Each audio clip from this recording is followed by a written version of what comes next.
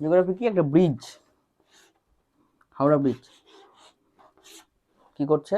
সায়েন্সকে আর social স্টাডিজকে সাইডের মধ্যে bridge হচ্ছে জিওগ্রাফি। জিওগ্রাফি কিন্তু মাদার অফ অল সাবজেক্টও বলে। দেখবা জিওগ্রাফি যদি পড়ো, মানে কেউ যদি ডিটেলসে পড়ে, জিওগ্রাফির মধ্যে ফিজিক্স কেমিস্ট্রিও ঢুকে আছে, ঠিক আছে? আবার হিউম্যান জিওগ্রাফি, ইকোনমিক্যাল জিওগ্রাফি, এগুলো কি? ইকোনমিক্স, হিউম্যান স্টাডিজ, তাই তো? তারপর জিওগ্রাফি আছে তোমাদের মধ্যে কারো? নাই, কারোই নাই জিওগ্রাফি, তাহলে ঠিক আছে। এবার এখানে দেখো বলেছে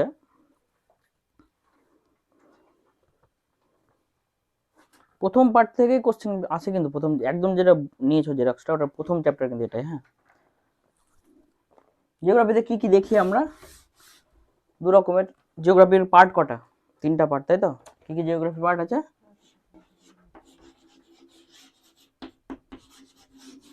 ফিজিক্যাল জিওগ্রাফি, তারপর বলো, আছে তো নোটে?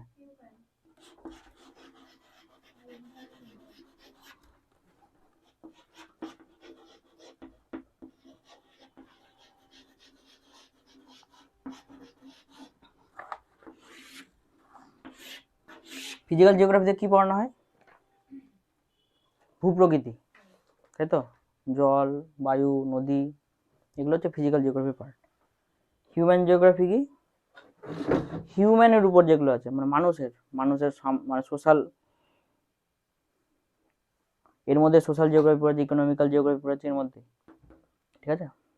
আর এনভায়রনমেন্টাল মানে কি? যেটা আমরা এনভায়রনমেন্ট স্টাডিজ পড়িস না, সেম সেম পড়ি, যেটা সেম জিনিস, ওটাই জিওগ্রাফির মধ্যে এনভায়রনমেন্টাল জিওগ্রাফি হচ্ছে।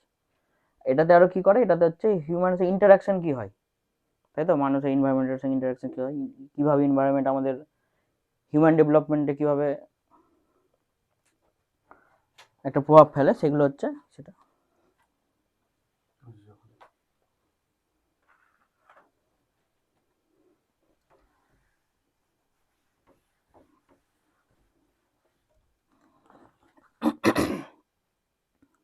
আর দেখো এখানে কয়েকটা টার্ম বলে দিচ্ছে, তাই তো?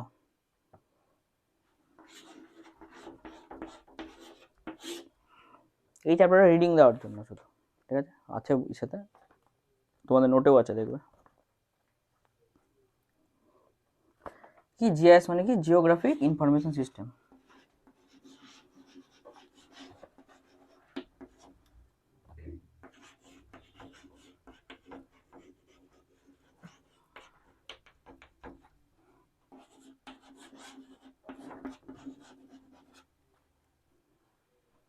এটা মানে কি? মানে সব ডাটা কালেক্ট করে এক জায়গায় রাখে, ওটা হচ্ছে information system, geographic information system, ঠিক আছে?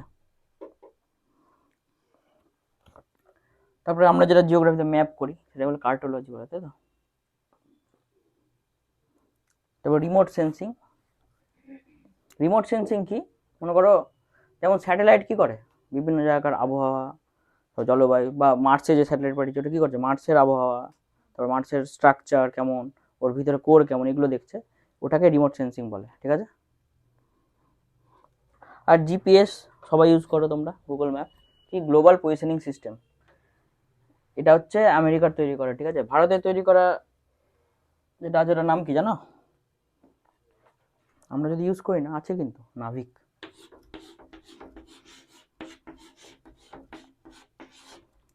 এটা আরো বেশি অ্যাকুরেট, প্রিসিশন আরো বেশি এটার।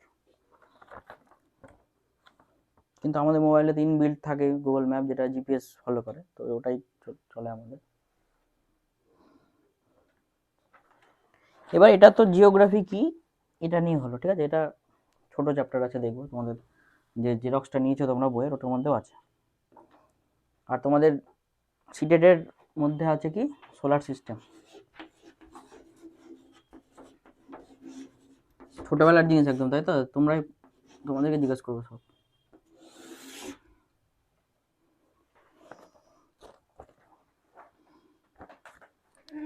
কটা প্ল্যানেট আছে? 8টা। দেখে দেখে বলবো না, বন্ধ করে দাও নোট। 8টা। আর প্লুটো? কেন? প্লুটোর সাইজটা ছোট, ডর্ফ প্ল্যানেট বলে, তাই তো? ডর্ফ প্ল্যানেট বলে। আরেকটা ছিল সেরেস নাম, তাই তো? সিরিয়াস না, তাহলে আরো দুটা কিন্তু ইসে ডট প্ল্যানেট আছে।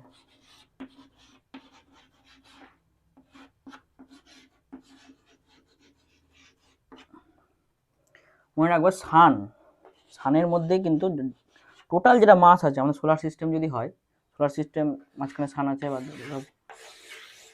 সব গ্রহগুলো ঘুরছে, তাই তো টোটাল মাসের 99.8% মাসই কিন্তু সানের মধ্যে আছে, সবচেয়ে ভারী, তাই তো। সানের মধ্যে যে এনার্জির সোর্স, এটা কি, সোর্সটা কি কে বলতে পারবে? না দেখে, নোটে লেখা আছে, না দেখে, এটা সায়েন্সের জিনিস যদিও। কি একজন বললো হাইড্রোজেন, একজন বললো হিলিয়াম, তাই তো। এটাই মনে রাখবে, সানের মধ্যে সবকিছু প্লাজমা আকারে থাকে। কি হয়, এই যে আমরা হাইড্রোজেন বোমের কথা শুনি, যে রিয়াকশনটা হয় সানের মধ্যে সেম রিয়াকশন হয়। কি হয়, চারটা হাইড্রোজেনের অ্যাটম, অ্যাটম মানে পরমাণু, চারটা পরমাণু হাইড্রোজেনের, এরা জুড়ে যায়, জুড়ে গিয়ে একটা হিলিয়ামের পরমাণু তৈরি করে। আর তৈরি করার সময় ইনরমাস এখান থেকে এনার্জি তৈরি হয় এই জায়গাটাতে। কেন? কারণ হচ্ছে যতটা মাস এখানে আছে, ঠিক আছে, ততটা মাস এর মধ্যে থাকে না, একটু কম থাকে।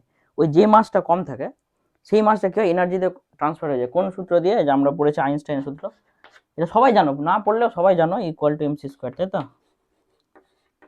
এই যে এটা হচ্ছে মাস, কোনো মাসকে যদি আমরা এনার্জিতে ট্রান্সফর্ম করি তাহলে এটা ফর্মুলা হয়।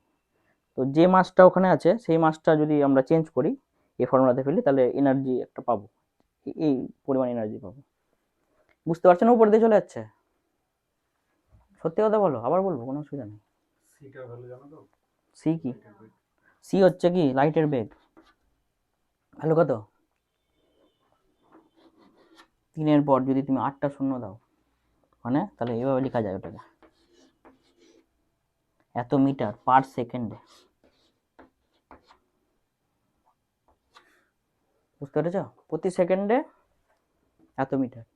এবার বলো তো, সান থেকে আলো আসতে পৃথিবীতে কত সময় লাগে? 8 সেকেন্ড, তাই তো, 8 সেকেন্ড। তাহলে এটা যদি আমি 8 দিয়ে গুণ করে দিই, তাহলে 24 ইন্টু 10⁸ এত মিটার ডিস্টেন্স আমাদের সান থেকে আর্থের। বুঝতে পেরেছ? আর মনে করো একটা লাইট 1 বছরে যতটি ডিস্টেন্স ট্রাভেল করে সেটাকে লাইট ইয়ার্স বলে, ঠিক আছে। যেহেতু এটা 1 সেকেন্ডে করছে, সেটাকে আমরা আবার ইসে করবো, তাহলে 1 মিনিটে কত করছে এবার বের করে যদি আমরা বের করতে পারি যে 1 বছরে কতটি যাচ্ছে, সেটাকে লাইট ইয়ার্স বলে, যেটা দিয়ে আমরা ডিস্টেন্স মাপি। তাহলে অ্যাস্ট্রোনমিক্যাল অবজেক্টের ডিস্টেন্স কিন্তু লাইট ইয়ার্স দিয়ে মাপি। সান তৈরি হয়েছে কবে কে বলো? প্রীতি, সান কবে তৈরি হয়েছে?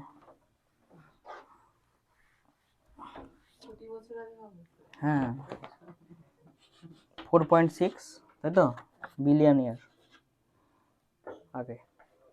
এগুলো সব কিন্তু কমন কনসেপ্ট, কোশ্চেন আসলে একদম 56 নম্বর পেয়ে যাবে, ওই জন্য করানো এটা, তাই তো। সানের মধ্যে মনে রাখবা যে হাইড্রোজেন আর হিলিয়াম বলে, তো হাইড্রোজেন 70% থাকে আর হিলিয়াম থাকে হচ্ছে কত থাকে, বাদ বাকি 30%, 20% লেখা আছে, ওই তো বাদ 28%, আরো 2% এক্সট্রা কয়েকটা আরো থাকে, এমন তো না শুধু এটাই থাকে। মনে রাখবা প্লাজমা স্টেটে থাকে। আমরা তো পড়েছিলাম যে কোনো মানে বস্তু কিসের পদার্থের কটা স্টেট, মানে তরল, কি কি, কঠিন, তরল, গ্যাসীয়, তাই তো। আরেকটা স্টেট হয়, ওটাকে প্লাজমা বলে।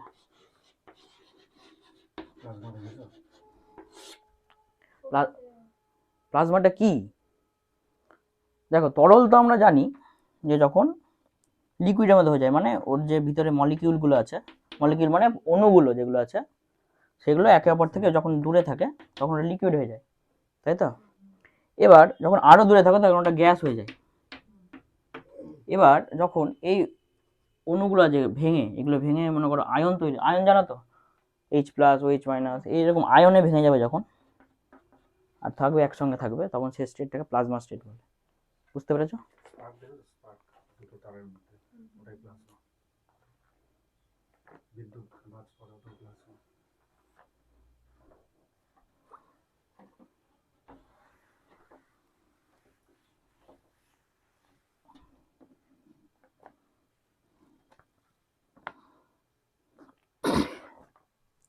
আর যে ঘটনাটা ঘটে ওটাকে নিউক্লিয়ার ফিউশন বলে, ঠিক আছে, মানে নিউক্লিয়ার সংযোজন যেটা বললাম, ওটাই কিন্তু হাইড্রোজেন বোমের কনসেপ্ট। ওটা কন্ট্রোল করা যায় না, একটা যদি পড়ে গেল ওটা পৃথিবী শেষ। দেখো কিম জং উন আবার কিছু না করে দেয়, তাহলে কিন্তু যা ভেবে রেখেছে ভবিষ্যতে এটা করবো ওটা করবো সব শেষ কিন্তু। এবার দেখো আমাদের সানকে যে প্ল্যানেটগুলো রোটেট করছে, তাই তো, কি কি দু ধরনের প্ল্যানেট আছে, একটা হচ্ছে রকি মানে পাথুরে, এটা আমাদের পৃথিবীও, তাই তো, কত দূর পর্যন্ত, মঙ্গল পর্যন্ত, মার্স পর্যন্ত, মার্কারি থেকে মার্স পর্যন্ত, এরা সব কঠিন কিন্তু, ঠিক আছে, ইন দ্য সেন্স কঠিন, তাই তো। তারপরে যারা যেমন জুপিটার থেকে কি নেপচুন পর্যন্ত, এরা কি হয় তর মানে গ্যাসের গোলা, বা হচ্ছে আইস মানে একদম জমে আছে বরফের মতো, ঠিক আছে। যেমন নেপচুন একদম বরফ, কিন্তু ওর টেম্পারেচার খুবই কম, -218°C, এত কম।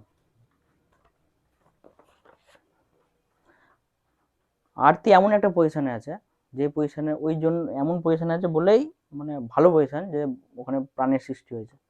দেখে একটু আগে হলেও হতো না, একটু পরে হলেও হতো না। একটু আগে হলে গরম, পরে ঠান্ডা,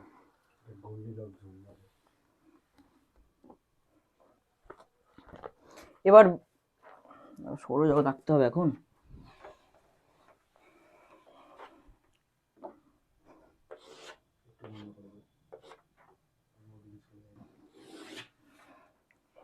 প্রথমটা কে আছে, বাংলাতে বলতে পারো, অসুবিধা নাই। সবচেয়ে প্রথম হচ্ছে বুধ, তাই তো, ইংরেজিতে কি বলবো, মার্কারি, তাই তো। বলো সবচেয়ে ছোট আর সবচেয়ে কাছে, তাহলে কি অ্যাটমসফিয়ার খুবই গরম হবে এটা।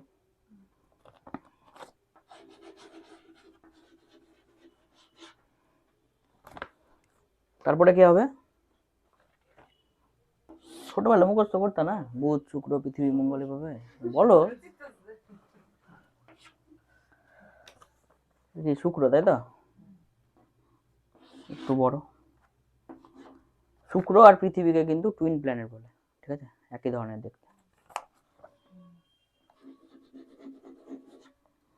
এবার ব্যাপার হচ্ছে এটা কিন্তু উল্টো ঘুরে, এটা হচ্ছে ক্লক ওয়াইজ ঘুরে। ঘড়ি কোন দিকে ঘুরে, ঘড়ি আছে ঘরে,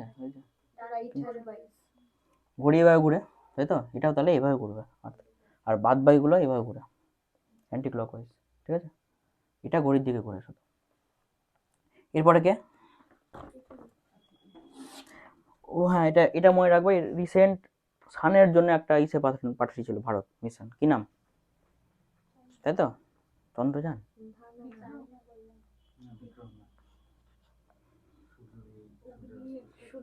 সূর্যের সংস্কৃতের নাম বলো, তাহলে হয়ে যাবে, এটা সোজা তো, তাই তো, সংস্কৃত বলো, আদিত্য এল1 নাম ছিল, ঠিক আছে, আদিত্য এল1 নাম, আরো পাঠাবে।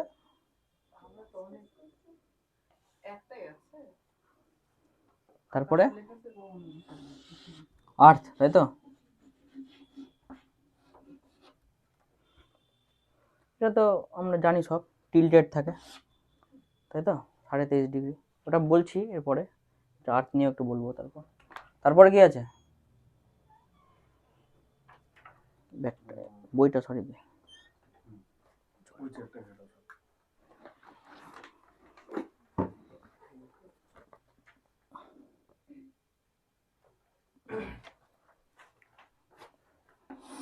এরপরে কে থাকে,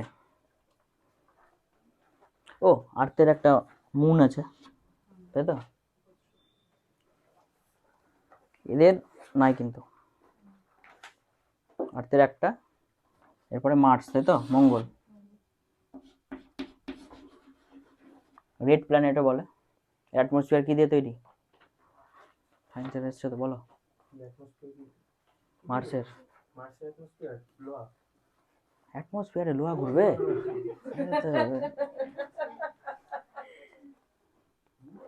মিথেন, ওই জন্য মিথেনকে মার্স গ্যাসও বলে, এটা কিন্তু ইউপিএস এর কোশ্চেন হয়ে গেল, ঠিক আছে। এবার এর কিন্তু হুম হুম মার্সে কেউ থাকে না দেখে।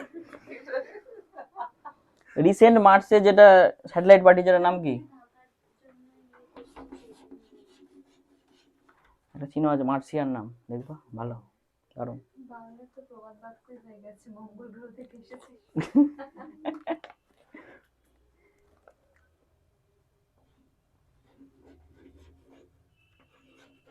পার্সিভারেন্স নতুন একটা ইসে হয়েছিল তাই তো, নাসা পাঠিয়েছিল। মার্সের একটা গল্প আছে, দুটো ইসে আছে, ঠিক আছে, স্যাটেলাইট, নাম কি, ফোবস আর ডিমস। মানে জানো, এটা গ্রিক ওয়ার্ড, মানে মার্সের ছেলে, মার্সের নাম হচ্ছে অ্যারিস যদি ধরো গ্রিকের দেবতাদের মধ্যে। ওর দুটো ছেলে, একটা ফোবস একটা ডিমস। দেখো ফোবস মানে কি, ফিয়ার মানে ভয়, আর ডিমস মানে কি হচ্ছে প্যানিক করা, যেটাকে বলে, বাংলাতে কি বলে প্যানিককে, আতঙ্ক। এবার এদের একটা কি গল্প, এটা ডিমস যেটা আছে, ঠিক আছে, ওই হচ্ছে আস্তে আস্তে ঘুরতে ঘুরতে এখানে মানে ক্র্যাশ করে যাবে বা একটা বলয় সৃষ্টি করে যাবে ভেঙে। আর যেটা ফোবস আছে সেটা আস্তে আস্তে দূরে চলে যাচ্ছে। মানে কি দেখো, এটা মানে কি ছিল, ডিমস মানে কি বলেছিলাম, আতঙ্ক। আতঙ্ক যদি কেটে যায় তাহলে সেটা কি হয়ে যাবে, ভয় চলে যাবে, এটাই আছে, এটাই মানে, এটা হচ্ছে একটা মাইথোলজির ব্যাপার আছে এটার মধ্যে, আর কিছু না, ওটাই ফান ফ্যাক্ট, পড়ায় না সবাই বলে ফান ফ্যাক্ট, ফান ফ্যাক্ট। এরপরে কি আছে, মনে রাখো মার্স আর ইসের মাঝখানে এখানে অ্যাস্ট্রয়েড বেল্ট আছে, অনেকগুলো অ্যাস্ট্রয়েডের একটা বলয় আছে ঘিরে, ঠিক আছে, এটাকে অ্যাস্ট্রয়েড বেল্ট বলে। এই ডিমস আর ফোবাস কিন্তু অ্যাস্ট্রয়েড বেল্ট থেকেই মার্স ক্যাপচার করেছিল, মানে ওর গ্র্যাভিটেশনাল পুলে ঢুকে গেছিল, অ্যাস্ট্রয়েড বেল্ট আছে। তারপরে কি আছে, সবচেয়ে বড় জানি আমরা জুপিটার, তাই তো, জুপিটার মানে বৃহস্পতি। জুপিটার হচ্ছে একদম গ্যাস দিয়ে তৈরি, এটা তো আমরা জানি। জুপিটারের 63টা স্যাটেলাইট আছে, মানে উপগ্রহ, বা 63টা মুন আছে। আর কি জুপিটারের যেটা লাস্ট গেছে স্যাটেলাইট, মানে ভারত যে আর্টিফিশিয়াল স্যাটেলাইট যেটা ইসে হয়েছে, ওটা জুনো নাম, ঠিক আছে, এটা লিখে রাখো, এটা নাই কিন্তু নোটে। নাসা, ভারত পাঠায়নি, ভারত মার্সে পাঠিয়েছিল, আমরা জানি মিশন মঙ্গল সিনেমাও বেরিয়েছে, মিশন মঙ্গল, হুম বাদ বাকি বেশিরভাগই নাসাই পাঠিয়েছে। রাশিয়া অনেকগুলো করেছে, তবে ইম্পর্টেন্ট যেগুলো মনে করো সারফেস করে।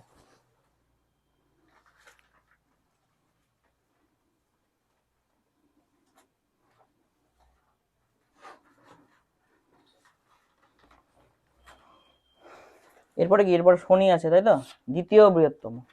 শনির কি বলয় আছে, বলয়গুলো কি সব এর উপগ্রহ, সবচেয়ে বড় বড় আছে, ওটাও 63টাই আছে বড় বড়, আরো ছোট ছোট অনেকগুলো ওকে কি রিং এর মতো তৈরি করেছে তাই তো, স্যাটার্ন রিং বলে।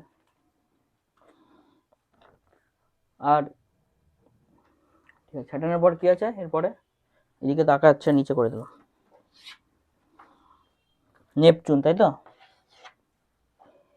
না ইউরেনাস, সরি একটা মিস হয়ে যাচ্ছে, রাগ করবে। মনে রাখবো ইউরেনাস, এদের এদের ইউরেনাস নেপচুন এদের এদের ক্ষেত্রে হচ্ছে ভয়েজার, নাম শুনেছো তো, পাস করে চলে যাচ্ছে, মনে করো আমাদের ভয়েজার কি করছে, সৌরজগৎকে পাস করে চলে যাবে, কিন্তু প্রত্যেকেই কিন্তু ওই ভয়েজার অবজার্ভ, মানে অবজার্ভ করছে কিন্তু, ঠিক আছে, এদের জন্য সবার ভয়েজার। এবার থেকে শনি মানে স্যাটার্ন, ইউরেনাস, তারপরে নেপচুন তাই তো, সবচেয়ে ঠান্ডা বলে দিয়েছি, -218°C তাপমাত্রা থাকে। আর তারপরে জানি আমরা প্লুটো আছে, প্লুটো হচ্ছে ডর্ফ, প্লুটো আর সেরেস দুটা, ঠিক আছে, দুটো হচ্ছে ডর্ফ প্ল্যানেট মানে বামন গ্রহ।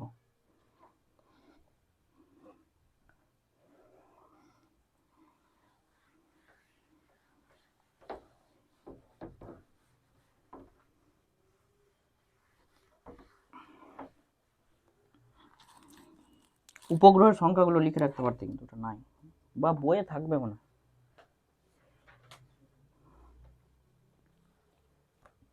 এবার আর্থ, আর্থ সময় জানবো আমরা,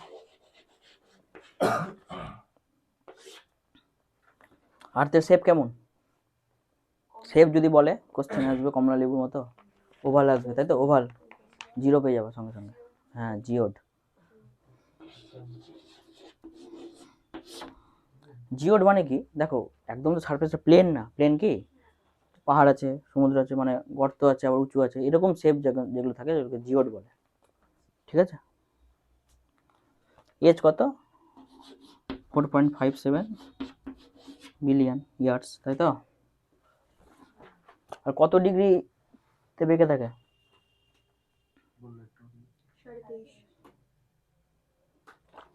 ঠিক আছে, 23.5 ডিগ্রিতে বেঁকে থাকে। তার জন্য দেখো, যেহেতু এইভাবে টিল্ট হয়ে থাকে, তাই তো? তাহলে যদি আমি সানের রেসপেক্টে দেখি, তাহলে যখন এদিকে থাকবে এইভাবে টিল্ট হয়ে থাকবে,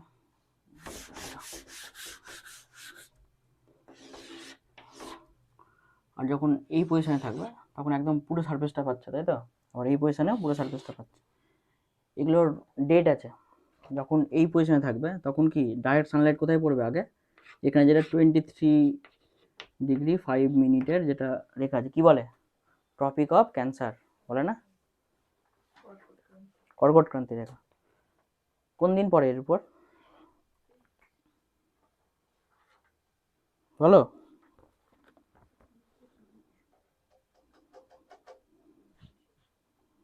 22 জুন, 21 জুন, তাই তো? তারপর এই পজিশনে আসলো, একদম সোজাসুজি নিরক্ষরেখার উপর, ইকুয়েটারের উপর পড়বে, তাই তো আলোটা? কোন দিন?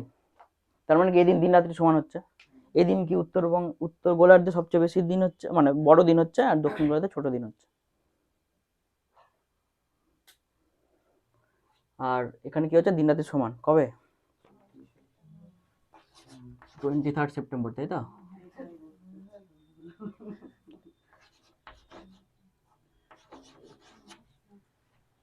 এবার এখানে কি হচ্ছে, মকর ক্রান্তি রেখা যেটা আছে, ট্রপিক অফ ক্যাপ্রিকন বলছে, তাই তো? ওটার উপর পড়ছে। মানে কি হচ্ছে, দক্ষিণ গোলার্ধের দিনটা বড় সবচেয়ে, আর উত্তর গোলার্ধের দিনটা ছোট।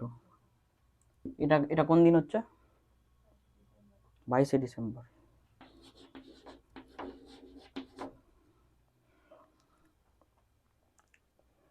কিন্তু আমরা 25 ডিসেম্বর বড় দিন করছি, তাই তো?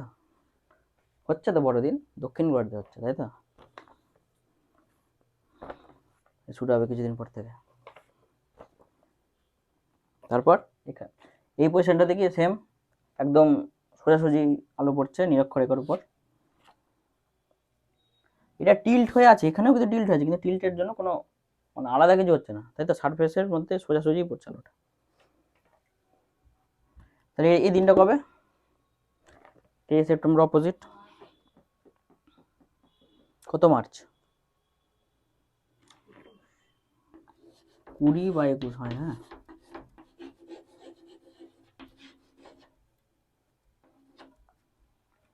আর দেখো, মনে রাখবো সে কি ওকে একটা উপবৃত্তীয় কক্ষপথে আবর্তন করে, তাই তো? উপবৃত্তের দুটো ফোকাস থাকে, তার মধ্যে আমরা ধরি যে একটা ফোকাসে সূর্য আছে, তাই কি না? আর পৃথিবী প্রদক্ষিণ করছে ওকে, সবচেয়ে দূরের অবস্থাকে কি বলে বাংলাতে বলো? অপসূর অবস্থা বলে, পেরিহিলিয়ান না, এপিহিলিয়ান বলে, তাই তো? এটা কবে হয়?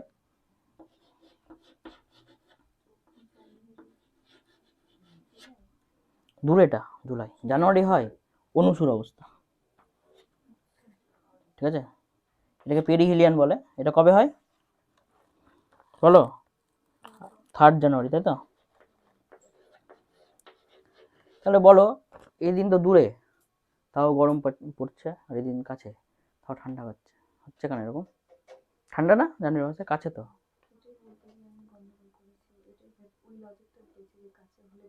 না, কাছে হলে গরম হয় না, গরম হয় হচ্ছে এগুলো পজিশনের জন্য গরম হয়। দেখো, আলো তো যাচ্ছেই, একই পরিমাণ আলোই যাচ্ছে সান থেকে। সান কিন্তু রিজার্ভেশন করেনি, ঠিক আছে? যেটা কম দেবো বা এই দিন কম দেবো এই দিন বেশি দেবো, আলো একই যাচ্ছে, মানে এনার্জি একই দিচ্ছে। ওই জন্য গরম ঠান্ডার ব্যাপার এটা থেকে আসে না, আসে কথা টিল্টের জন্য।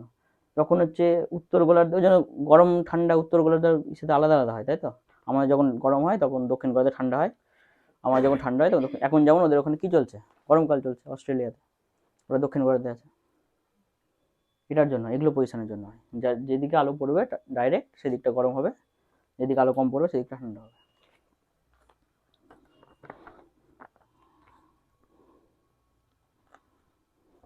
আর আমরা যখন ইসে পড়েছিলাম, হিমালয়ে পড়েছিলাম, তখন পড়েছিলাম না গন্ডোয়ানা ল্যান্ড, তাই তো, ইউরেশিয়ান প্লেট। তো এরকম আগে একটাই ইসে ছিল, তারপর ভেঙে যে দুটো হয়েছে, দেখো লেখা আছে না গন্ডোয়ানা,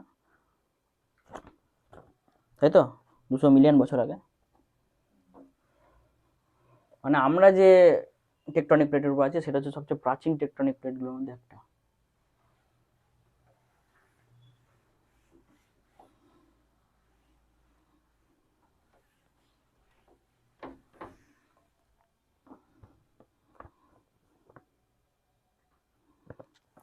আর কি আছে দেখো এই চ্যাপ্টারের মধ্যে, ওশান সার্কুলেশন, তাই তো আছে না, সমুদ্র স্রোতের নাম পড়েছো তো, কেন হয়? মনে করো আর্থের বিভিন্ন জায়গাতে একই সঙ্গে গরম ঠান্ডা থাকে না, কোনো জায়গায় বেশি গরম হয়, কোনো জায়গায় কম গরম হয়, তো যখন যেখানে বেশি গরম হয় সেখানে জলটা উত্তপ্ত হয়ে আর কমের দিকে যায়, মানে সমুদ্রের দিকে, ওটাকে সমুদ্র স্রোত তৈরি হয়, ঠিক আছে। কি করে? অক্সিজেন ট্রান্সফার করে, ঠিক আছে, বুঝতে পেরেছো? অক্সিজেন কি করে? অক্সিজেন মনে করো দেখো আমাদের পৃথিবীতে অক্সিজেন কতটি আছে, মানে এমনি অ্যাটমসফিয়ারে 70% নাইট্রোজেন আছে, আমরা জানি 73%, 3 না 1, 71.28, যাই হোক 721 না, তাই তো,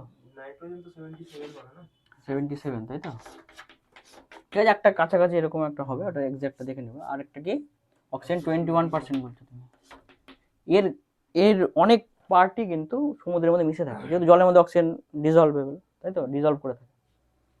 গ্লোবাল ওয়ার্মিং এর জন্য কি হয়, ওই অক্সিজেনগুলোও কিন্তু বেরিয়ে যাচ্ছে আস্তে আস্তে সমুদ্র থেকে, এটা খারাপ হচ্ছে, কারণ মেরিন লাইফ কিন্তু নষ্ট হয়ে যাচ্ছে এর জন্য। ঠিক আছে, আজকের মতো এইটুকু, ধন্যবাদ।